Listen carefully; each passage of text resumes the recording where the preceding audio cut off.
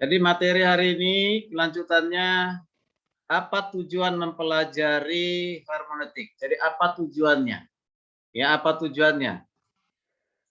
Mohon diperhatikan supaya kalian tahu kalau saya mau belajar hermeneutik mau ngapain, untuk apa? Pasti mungkin sudah ada pemahaman yang sederhana. Iya, Pak, supaya kami bisa belajar Alkitab secara mandiri, bisa memahami Alkitab lebih mendalam, ya, atau lebih baik, lebih benar dari sebelumnya, gitu, ya.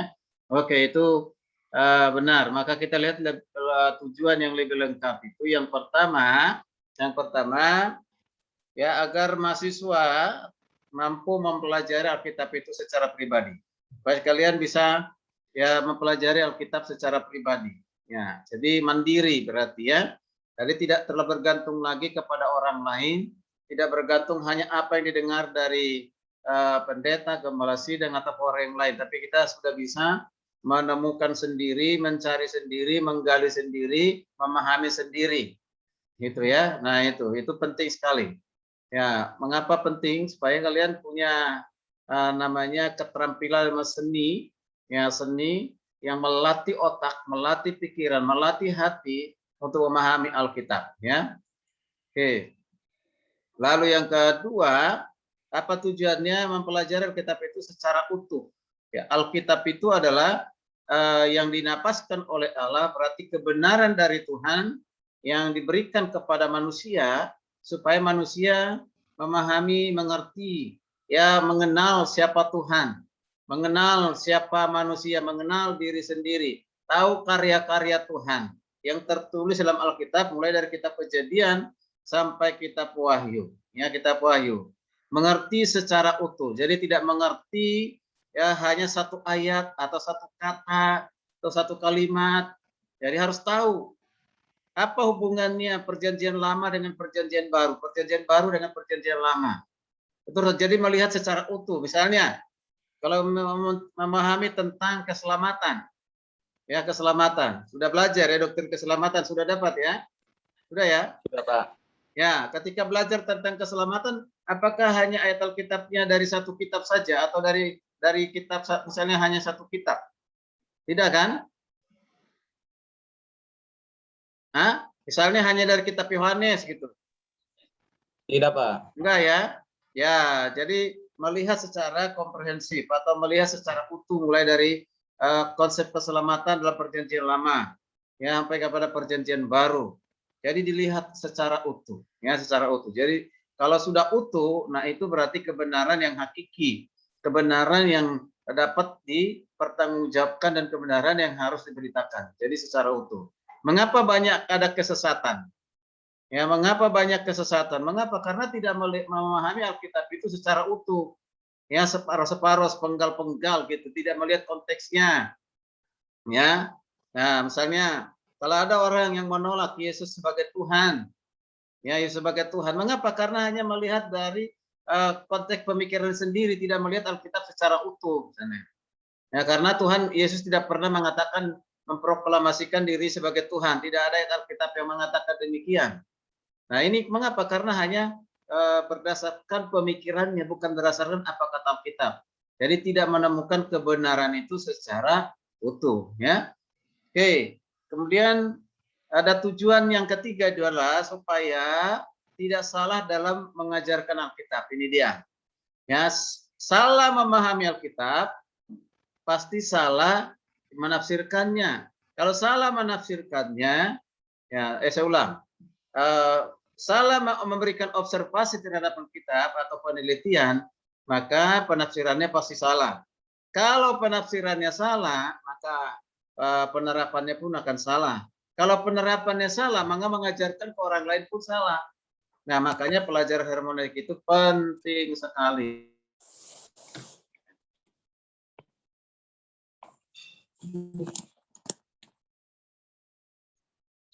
Oke, baik. Itu tujuan yang ketiga. Ya, tujuan yang ketiga ya.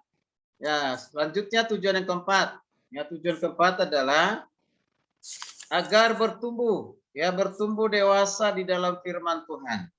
Nah, jadi orang yang hanya makan rohat, makan firman dari orang lain, ya tuntunan orang lain itu sama seperti bayi yang disuapin makan, ya disuapin makan. Nah, belum berarti masih bayi, belum dewasa, ya dewasa. Tapi ketika sudah bisa belajar mandiri, memahami Alkitab, berarti sudah menuju kepada kedewasaan rohani. Nah, semakin banyak memahami Alkitab dengan baik dan benar, akan menuntunnya semakin dewasa di dalam Tuhan. Orang dewasa di dalam Tuhan, maka dia sudah tahu, ya sudah tahu yang baik dan benar, mana yang baik, mana yang benar, mana yang keliru, mana yang sesat, ya kan? Nah, mana yang harus diikuti, mana yang harus ditinggalkan ataupun ditolak, ditolak. Itu orang dewasa. Jadi orang yang sudah dewasa tidak lagi bergantung kepada orang lain, ya, tidak bergantung lagi kepada orang lain, tapi dia sudah bisa makan sendiri, ya tanpa disuapin lagi, ya kan gitu ya. Dia sudah bisa mengkonsumsi sendiri, ya. Nah, artinya dia sudah bisa belajar mandiri dari kebenaran itu. Nah, itulah pertumbuhan. Orang yang bertumbuh dewasa pasti juga berbuah, ya berbuah. Buah itu apa? Pertama, perubahan dari hidupnya. Dia akan mengalami perubahan, ya perubahan karakter, ya sikap, tingkah laku itu akan mengalami perubahan. Minggu lalu kita sudah belajar manfaat dari firman Allah adalah untuk apa? Apa saja manfaatnya, masih ingat? Untuk mengajar, Ya, untuk mengajar, untuk mengajar. Lanjut. menyatakan kesalahan. Ya, menyatakan kesalahan. Oh, ini hanya satu orang aja nih mahasiswa di sini. Yang lain mana? Terus yang selain itu apa? Memperbaiki kelakuan. Ya, memperbaiki kelakuan. Terus untuk mendidik orang dalam kebenaran. Ya, mendidik orang dalam kebenaran. Nah, itulah manfaat dari kebenaran firman Tuhan, sangat-sangat lengkap, ya. Nah, inilah yang membuat seseorang bisa menjadi dewasa di dalam Kristus, di dalam Tuhan, karena firman Tuhan, ya. Oke. Jadi kalau diberikan kesimpulan dari 4 tujuan ini, maka tujuan utamanya adalah memahami Alkitab dengan baik. Memahami Alkitab dengan baik, bukan saja baik tapi benar. Benar, sesuai dengan yang dimaksudkan oleh penulis. Perhatikan ini. Ini perhatikan. Sesuai dengan yang dimaksudkan oleh penulis. Bukan apa yang saya maksudkan. Ya, bukan apa yang saya maksudkan, tetapi apa yang dimaksudkan oleh penulis. Misalnya, Injil Yohanes, siapa penulisnya? Yohanes. Ya, Yohanes. Jangan lupa Rasul Yohanes, ya. Nah, berarti kalau kita belajar kitab Yohanes, kita harus memahami menurut maksud dari Rasul Yohanes, bukan menurut kita, gitu. Ya, ngerti ya? Nah, itu. Nah, misalnya kalau surat Korintus, siapa yang nulis? Paulus, Rasul Paulus. Ya, Rasul Paulus. Jadi memahami surat Korintus itu harus menurut maksud dari Rasul Paulus. Jadi bukan menurut kita, ya, menurut orang lain, gitu ya. Nah, itu. Maka kalau kita sudah memahaminya menurut penulis, itu sudah sangat mendekati pengertian yang benar, pengertian yang utuh, ya, pengertian yang utuh. Nah, itu. Jadi adanya kekeliruan, kesesatan karena belajar Alkitab itu menurut dia, menurut saya. Tidak bisa menurut penulis, itu ya. Oke. Jadi itu 4 tujuannya. Nah, sekarang kita lanjutkan lagi. Apakah tujuan untuk mata kuliah ini? Tujuan yang lebih di spesifik, ya. Ini sudah saya ulang, coba saya ulang lagi. Tujuan pertama adalah menyediakan kesempatan mempelajari Alkitab secara pribadi, ya, secara pribadi. Oke. Jadi Tuhan bermaksud supaya firman-Nya itu mempengaruhi kita. Yang mempengaruhi kita secara utuh, mempengaruhi kalian secara utuh. Nah, mempengaruhi secara utuh bagaimana? Ya, manusia itu adalah pribadi yang punya akal, perasaan dan kehendak. Ya, kehendak. Nah, kalau belajar Alkitab yang adalah firman Tuhan, tentu berbeda dengan mempelajari ilmu-ilmu yang lain. Kalau ilmu yang lain mungkin bisa hanya menggunakan akal saja, ya, akal, atau bergantung kepada pikiran, ya. Tapi kalau belajar Alkitab itu harus mempengaruhi bukan saja akal, tetapi juga perasaan atau emosi dan juga kemauan atau kehendak. Gitu. Jadi mengerti firman Tuhan untuk apa? Supaya mempengaruhi perasaannya. Ya, perasaannya. Setelah mempengaruhi perasaannya, menyentuh perasaannya, maka dia harus lakukan. Gitu. Ya. Minta tolong satu orang coba baca dulu. Esra ya, Esra 10 ya, Esra 7 ayat 10 kalau tidak salah. Coba ya. Kita Esra. Esra 7. Esra pasal 7 ayat 10, Pak. Ya. Sebab Esra telah bertekad untuk meneliti Taurat Tuhan dan melakukannya serta mengajar ketetapan dan peraturan di antara orang Israel. Esra 7 ayat 10 baca pelan-pelan. Ya. Sebab Esra telah bertekad untuk meneliti Taurat Tuhan dan melakukannya serta mengajar ketetapan dan peraturan di antara orang Israel. Ya, pertama kita perhatikan ya, ini adalah Esra, ini adalah seorang imam yang dipakai oleh Tuhan dengan luar biasa menjadi pemimpin rohani bagi bangsa Israel pada saat itu. Ya, dikatakan bahwa si Esra ini juga ahli Taurat, ya, ahli Taurat. Bahkan coba tadi baca pelan. Esra terkait apa dikatakan bertekad, ya. Ya. Ya, dia katakan adalah meneliti apa? Taurat. Ya, Taurat. Nah, ini nanti akan saya jelaskan lebih mendalam nanti di materi berikutnya. Jadi perhatikan, Esra ini menjadi contoh bagi kita. Ya, bagi saudara ya. Bagaimana Esra menjadi seorang ahli Taurat. Itu tidak mudah. Ya, membutuhkan namanya latihan, meneliti.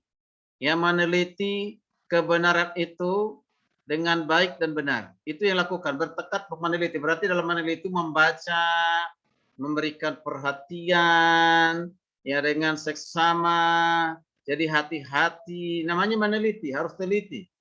Tapi seringkali manusia punya penyakit apa? Ya, yaitu kurang teliti, ya, kurang teliti. Ya, kalau disingkat itu apa itu? Kurang teliti itu. Ya, kutil, penyakit kutil, kurang teliti, ya kan? Ada lagi selain penyakit kutil, ada lagi penyakit kurap, ya, kurap. Kurap itu apa? Kurang rapi. Nah, itu ya, kerjakan tugas kurap, kurang rapi, gitu ya. Nah, tuh. Ada lagi penyakit apa? Kudis. Kudis, Pak. Kudis itu apa? Kurang disiplin. Nah, itu ya. Kurang disiplin, ngerjakan tugas nggak disiplin. Nah, itu kudis itu ya. Oke.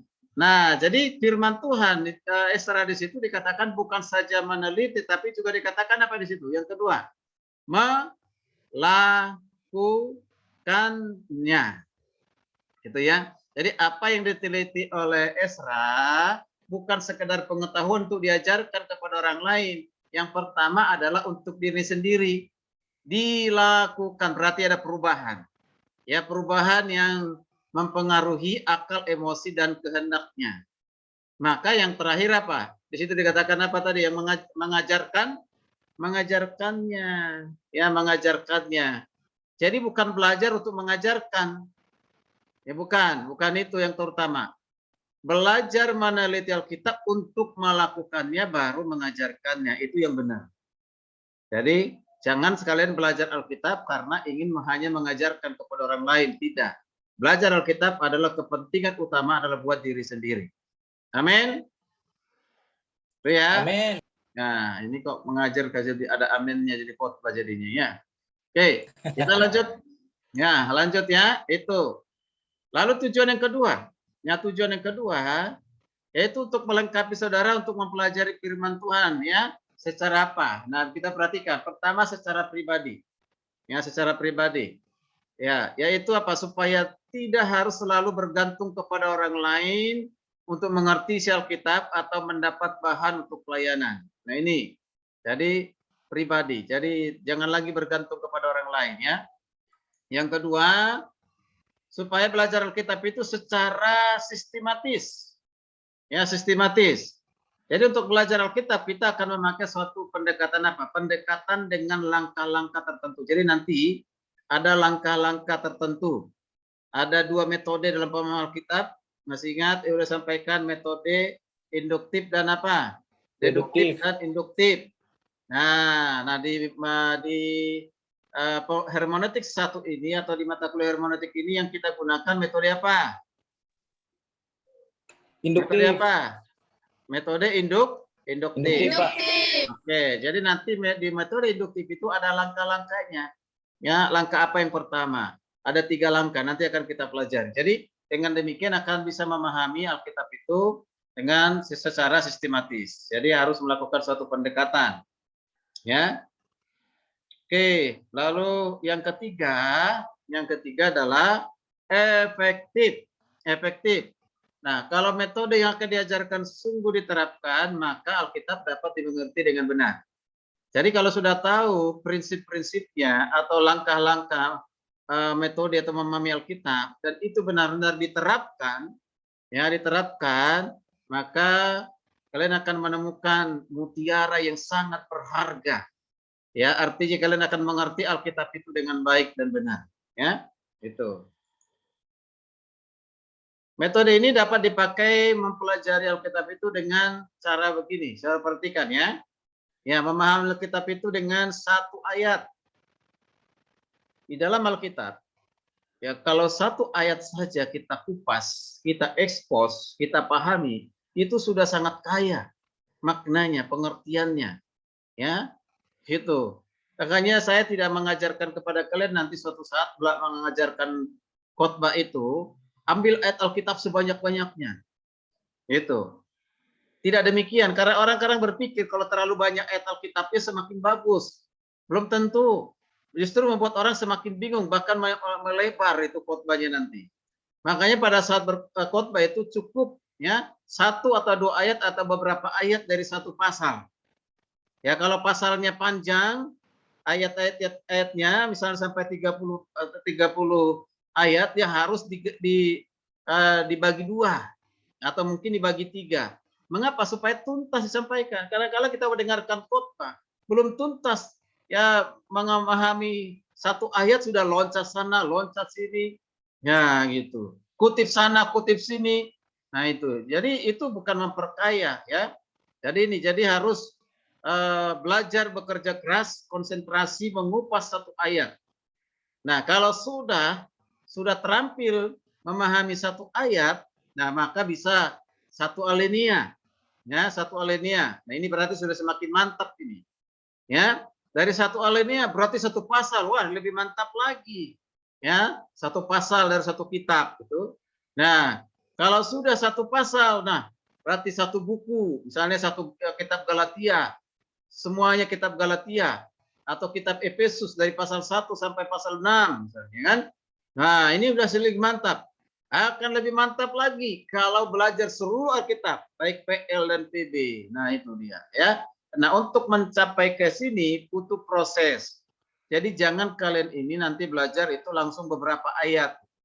Ya, tidak demikian. Jadi saya akan arahkan bimbing kalian untuk mengerti per ayat dulu, baru masuk ke alinea, pasal, buku dan juga Alkitab. Ya, secara keseluruhan. Oke.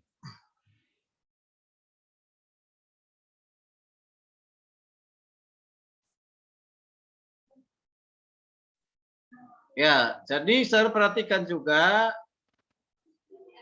bahwa belajar hermeneutik itu adalah sebagai ilmu, ya, sebagai ilmu.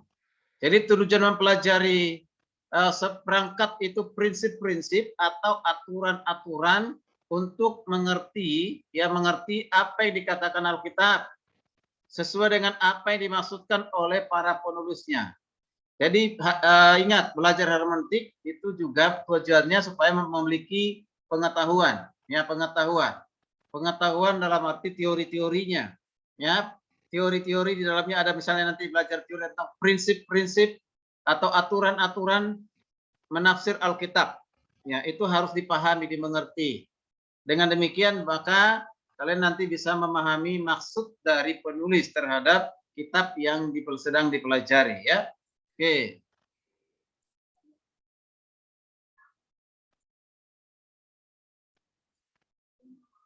Lalu yang berikut adalah tujuan untuk aplikasi. Aplikasi. Ya, tujuan mempelajari hermeneutik itu tidak berhenti hanya sebatas ilmu.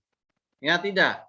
Kalau hanya sebatas ilmu nanti, ya, kepalanya besar, perutnya kecil, atau kepalanya besar, ya, badannya kurus, krempeng. Coba kira-kira seperti itu bagus nggak manusia seperti itu?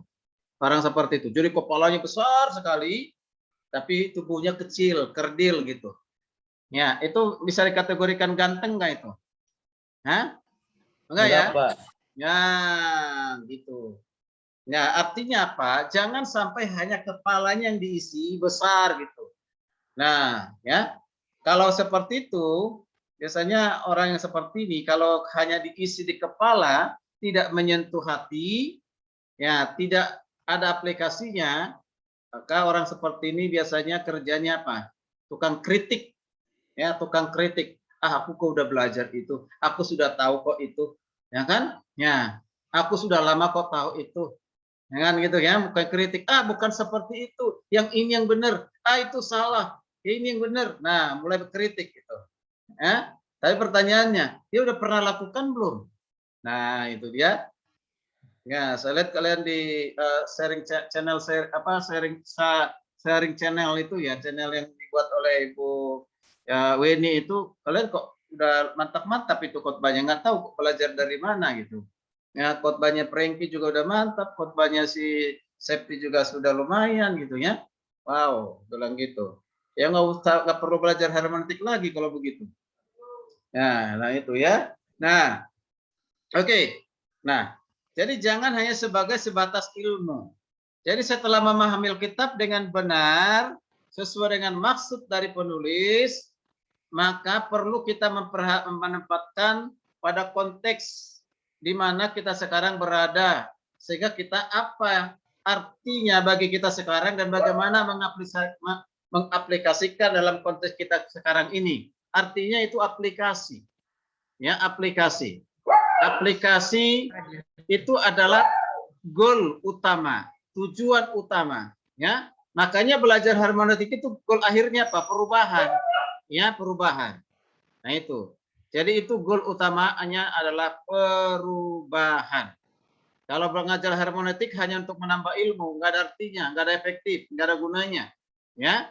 Itu. Jadi harus belajar hermeneutik itu untuk perubahan bagi diri sendiri, ya, itu ya. Oke.